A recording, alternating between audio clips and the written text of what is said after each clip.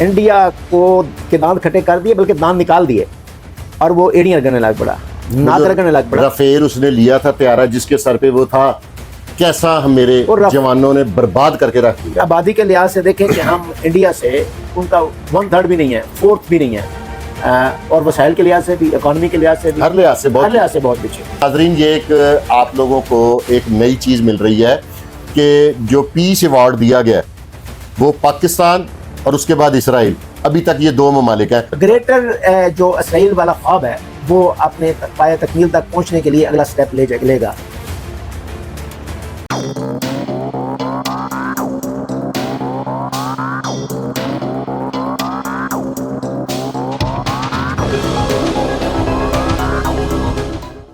السلام علیکم ناظرین، میں ہوں فرقان شاہ اور ایک دفعہ پھر آپ کے لیے، اس دفعہ میں اپنے ویورز کے لیے انٹرنیشنل ایشو لے کے آیا ہوں، جس کے لیے میرے چھوٹے سے چینل کے لیے ایک بڑی آنر کی بات ہے۔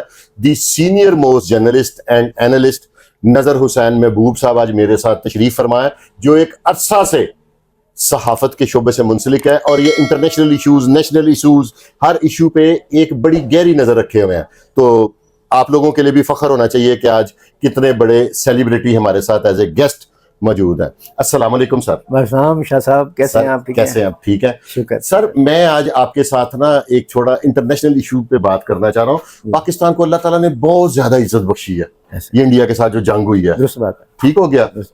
ایران کی بھی اللہ نے عزت بھی بچا لی اور نقصان سے بھی بچا لیا۔ ایسا ہی جو بظاہر جو ایران پہ اٹیک کیا گیا تھا وہ اسی پوائنٹ آف ویو سے تھا نا کہ ہم اس کو صفحہ ہستی سے مٹا دیں گے، لیکن اللہ تبارک و تعالیٰ کے فیصلے کچھ اور ہیں۔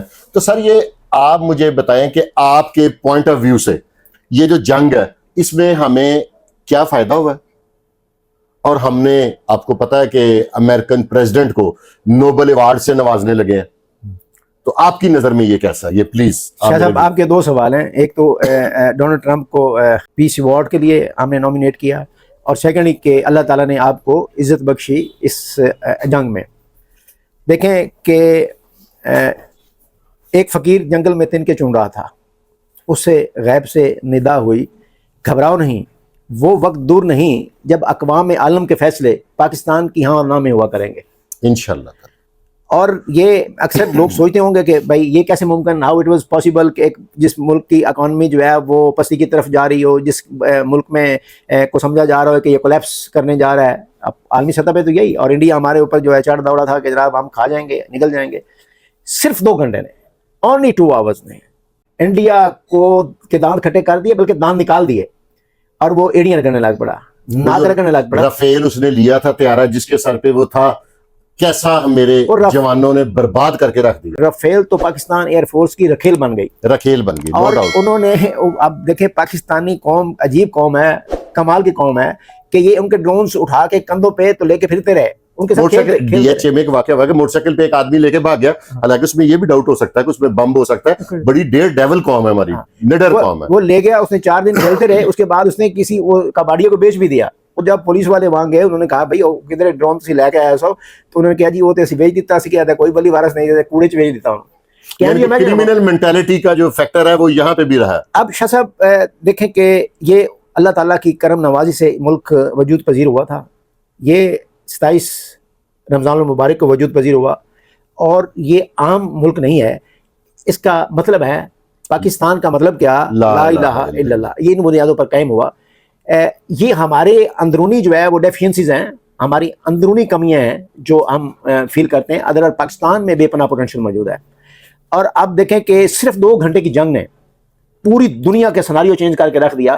جو ملک پاکستان کو نہیں جانتے تھے وہ پاکستان کے جناب جو ہے گیت گانے لگے، اور دوستی کا بڑے ممالک نے بڑھانا شروع کر دیا۔ اب آبادی کے لحاظ سے دیکھیں کہ ہم انڈیا سے ان کا 1/3 بھی نہیں ہے، 4th بھی نہیں ہے، اور وسائل کے لحاظ سے بھی، اکانومی کے لحاظ سے بھی، ہر لحاظ سے بہت پیچھے۔ لیکن پاکستان نے 2 گھنٹے کے اندر ان کی سیٹلائٹ سسٹم کو ختم کر کے، بند کر کے، تباہ و برباد کر دیا ان کو، اور ان کے کیپٹل سٹی میں جو 2 دن بجلی نہیں آئی، ان کا سیٹلائٹ سسٹم ختم ہو گیا، ان کا جناب جو الیکٹریسٹی کا سسٹم ہے وہ تباہ کر دیا، ان کے رافیل جو ہے ان کو گدڑ بنا دیا۔ تو وہ دیکھیں کہ یہ خدا کی کرم نوازی تھی، اور اللہ تعالیٰ نے آپ کو عزت بخشی۔ اللہ تعالیٰ نے اس قدر آپ کو عزت بخشی کہ آپ کے یونائٹڈ اسٹیٹ آف امریکہ کے پریزیڈنٹ نے آپ کے جرنیل کو بلا کے اس کو سلوٹ پیش کیا. اٹ از ناٹ ایزی, بہت بڑا پرائڈ ہے ہمارے لیے کہ اس نے سلوٹ مارا اور اس نے کہا کہ پاکستان جو ہے وہ میں اس کی تعریف کرتا ہوں, اور پاکستان نے اس دہشت گردی کو اور امن کو پرمان چلانے کے لیے ہمارے ساتھ کلیدی کردار ادا کیا. اس میں یقیناً ہمارے ساتھ ترکی اور چائنا کی کاوشیں بھی قابل تعریف ہیں. جہاں تک اب اگلا سوال تھا کہ پاکستان نے جو ہے وہ ڈونلڈ ٹرمپ کو کیا نوبل ایوارڈ کے لیے پرائز کے لیے نومینیٹ کیا, تو امن کا دائی تو وہ نہیں ہے. اگر آپ اس کو ہم غور سے دیکھیں تو امن کا دائی تو نہیں ہے, لیکن it is might be due to circumstances they have done so, کہ انہوں نے ان کو کرنا پڑا یا کیسے کیا. انہوں نے پاکستان اور بھارت کی جنگ کو رکوانے کے لیے کریکٹر تو پلے کیا, لیکن آپ کو یاد ہوگا کہ جب یہ اسٹارٹ ہوئی اور یہاں ڈرون حملے ہو رہے تھے تو امریکہ کے نائب صدر نے یہ کہا تھا کہ یہ پاکستان اور بھارت کا ذاتی معاملہ ہے, انڈیویجول میٹر. ہاں وہ they should mind their own business نا, وہ خود کریں یہ سارا.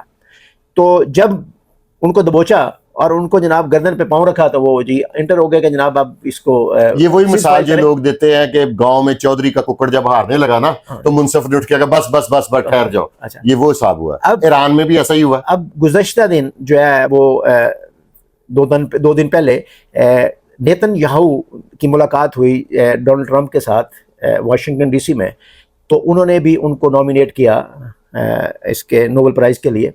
قطع کلامی معاف, یعنی کہ اب تک اسرائیل اور پاکستان, وہ اسرائیل جس کو ہم اب تک تسلیم نہیں کیا, ٹھیک ہے, اس نے اور پاکستان نے نوبل انعام کے لیے منتخب کیا ہے ٹرمپ صاحب پیس ایوارڈ کے لیے. پیس ایوارڈ کے لیے. ناظرین, یہ ایک آپ لوگوں کو ایک نئی چیز مل رہی ہے کہ جو پیس ایوارڈ دیا گیا وہ پاکستان اور اس کے بعد اسرائیل, ابھی تک یہ 2 ممالک ہیں. اب دیکھتے ہیں اور کون کون اس کے بعد میدان میں آتا ہے. اب اس میٹنگ میں انہوں نے دونوں نے, نیتن یاہو نے اور اس نے ڈونلڈ ٹرمپ نے بیٹھ کے اس بات کو سیلیبریٹ کیا کہ انہوں نے کس طرح ایران پر حملہ کیا, کس طرح ان کے جرنیل کو مارا, کس طرح انہوں نے جناب جو ہے ان کے سائنسدان سارے شہید کر دیے اور ان کے نیوکلیر اثاثوں کے اوپر انہوں نے بمبارمنٹ کی.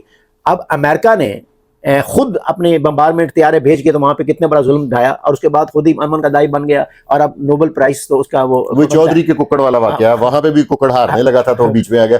نہیں اچھا, تو یہ بدقسمتی ہے, میں سمجھتا ہوں کہ مسلم. اب شاہ صاحب یہ بڑی خوشائند بات ہے کہ اقوام متحدہ کے سیکورٹی کونسل کا پاکستان صدر بن گیا, اور یہ بہت خوشائند بات ہے. اب اس وقت 54 کنٹریز جو ہیں آپ کے اسلامی ممالک ہیں, وہ ان کو یونٹی کے ساتھ پاکستان کے لیے اپنے ممالک کے لیے اور بالخصوص اس غزہ کے لیے کلیدی کردار ادا کرنا چاہیے. اسی میٹنگ میں انہوں نے یہ ڈکلیئر کیا کہ اس کو ہم, نیتن یاہو نے کہا کہ اس کو ہم بالکل یہاں سے سارے جو فلسطینی ہیں یہاں غزہ کے لوگ, ان کو یہاں سے نکال دیں گے اور ان کو سراؤنڈنگ کنٹریز میں بھیج دیں گے. اور اس کو پچھلے دن آپ کو اس کی اسٹیٹمنٹ بھی یاد ہوگی کہ ان کے وزیر دفاع نے کہا کہ ہم اس کو سیل کر دیں گے اس علاقے کو پورے کو, اور پھر اس میں ہم اس کو سیل کرنے کے بعد اس کے اندر آباد کاری کے حوالے سے ایک اسٹریٹجی بنا کے تو اپنی مرضی سے آباد کاری کریں گے. تو آپ مجھے بتائیں, جن کا ملک ہے, جو وہاں کے باسی ہیں, ان کو تو آپ نکال دیں گے, ملک بدر کر دیں گے اور دوسرے ملکوں میں چلے جائیں گے. اکارڈنگ ٹو مائی انفارمیشن یہ فلسطینیوں نے رحم کھا کے, میں نے ایک تصویر دیکھی تھی جس میں یہودیوں نے پھٹے پرانے کپڑے پہنے ہوئے تھے تو فلسطینیوں نے ان کو پناہ دی تھی. وہ تصویر میں نے ایک, بلکہ وہ پڑھا بھی تھا, ایک فیچر تھا کسی انگلش نیوز پیپر میں لگا ہوا تھا, تو اس میں نے وہ پک دیکھی تھی اور اسٹل آئی ریمبر. اچھا, اب دیکھیں اسی آرٹیکل کے تحت اسرائیل وجود پذیر ہوا, اسی آرٹیکل کے تحت جو ہے اس کو بھی پروٹیکشن حاصل ہے فلسطین کو بھی. لیکن ایک وہ مائٹز رائٹ والی بات ہے کہ وہ جس کی لاٹھی اسی کی بحث والی بات ہے. اب یہ تو امن کے دائی بن گئے, ایک دوسرے کے ایوارڈ دے رہے ہیں جنہوں نے ظلم و ستم کی وہ داستان رقم کی کہ چھوٹے چھوٹے بچوں کو, بزرگوں کو اور خواتین کو, وہ ایک بندہ ایک خاندان جو ارب پتی تھا ان کے وہاں پہ زندگی وہ خوشحال گزار رہے تھے, ان کو مانگ کے کھانا کھا رہے ہیں وداؤٹ اینی کاز, کہ وہ جو ہے وہ کوئی وجہ نہیں ہے کہ ان کو جناب ان کو ڈیمولش کر دیں یا ان کو کر دیں.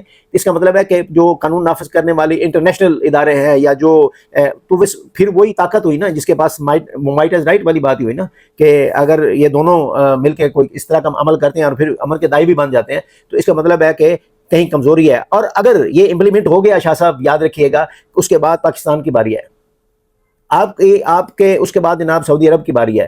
اور یہ جو گریٹر اسرائیل والا جو سناریو ہے نا, پکچر ہے, یہ اس کو آپ دیکھیں نا کیسے سٹیپ بائی سٹیپ چلتا ایران تک تو پہنچ گئے.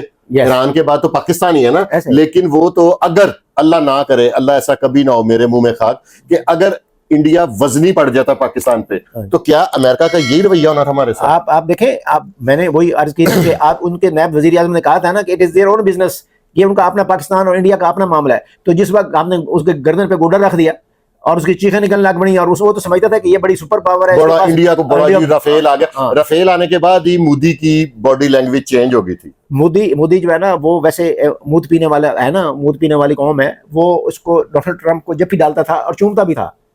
ڈونلڈ ٹرمپ کو یہ اچھا نہیں لگتا, آؤٹ آف مینرز باتیں ہیں نا, لیکن چونکہ وہ کنسیڈر کرتا تھا کہ یہ اس خطے کا گنڈا انڈیا کو بنانا چاہتا تھا, لیکن پروردگار کا فیصلہ کوئی اور تھا.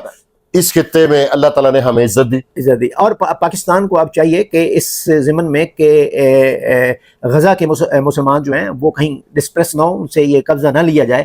اگر یہ لے لیتا ہے تو سمجھ لیں پھر کہانی بدل گئی. پھر وہ چینج ہو سکتا ہے. گریٹر جو اسرائیل والا خواب ہے وہ اپنے پایہ تکمیل تک پہنچنے کے لیے اگلا سٹیپ لے گا, اور اگلا سٹیپ جو ہے وہ بڑا ڈینجرس ہوگا. الفاظ کا تبدل جو ہے وہ ڈیو ٹو سرکمسٹانسز ہوتا ہے.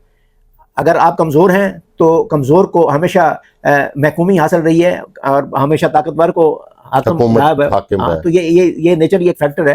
تو ان سرکمسٹانسز میں پاکستان کو کلیدی کردار ادا کرنے کی ضرورت ہے. آپ کی کیا رائے ہے کہ آنے والے دور میں, یعنی کہ کچھ دنوں بعد, کچھ سالوں بعد, پاکستان اس سے زیادہ مضبوط رہے گا کہ اسی سٹیج پہ رہے تو کافی ہے, انف ہے؟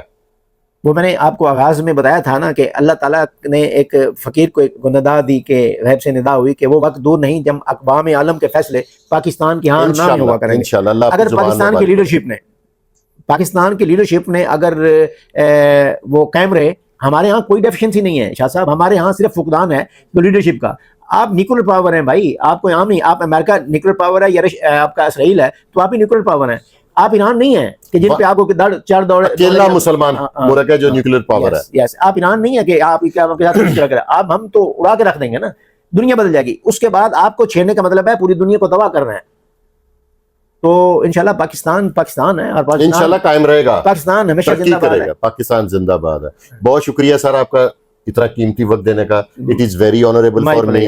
اللہ تعالیٰ, میں نے کہا کہ آپ کا اتنا ماشاءاللہ نالج ہے, تو میں اپنے ویورز کو ذرا ایک انٹرنیشنل بھی گفتگو آپ سے سنواؤں, کیونکہ آپ کا تجربہ ہی ہوتا ہے. ہم تو بس ایویں آپ لوگوں کو دیکھ کے تھوڑا سا شور ڈال لیتے ہیں. ناظرین, یہ ایک بہت بڑا انٹرنیشنل ایشو ہے جس میں آپ لوگوں کو یہ ایک نالج دی جائے کہ پاکستان کے بعد نیتن یاہو نے, یعنی کہ اسرائیل نے بھی ٹرمپ صاحب کو نوبل ایوارڈ سے نوازنے کا پروگرام بنایا ہے, یعنی کہ امن کا دائی بنا دیا ہے ٹرمپ صاحب کو. آپ نے فیصلہ کرنا ہے کمنٹ باکس میں, یہ اچھا کیا یا برا کیا. میں نے نہیں کہنا, آپ کو پتہ پرچے ہو جاتے ہیں. اس کے ساتھ ہی ہم دونوں بھائیوں کو اجازت دیں. پاکستان زندہ باد.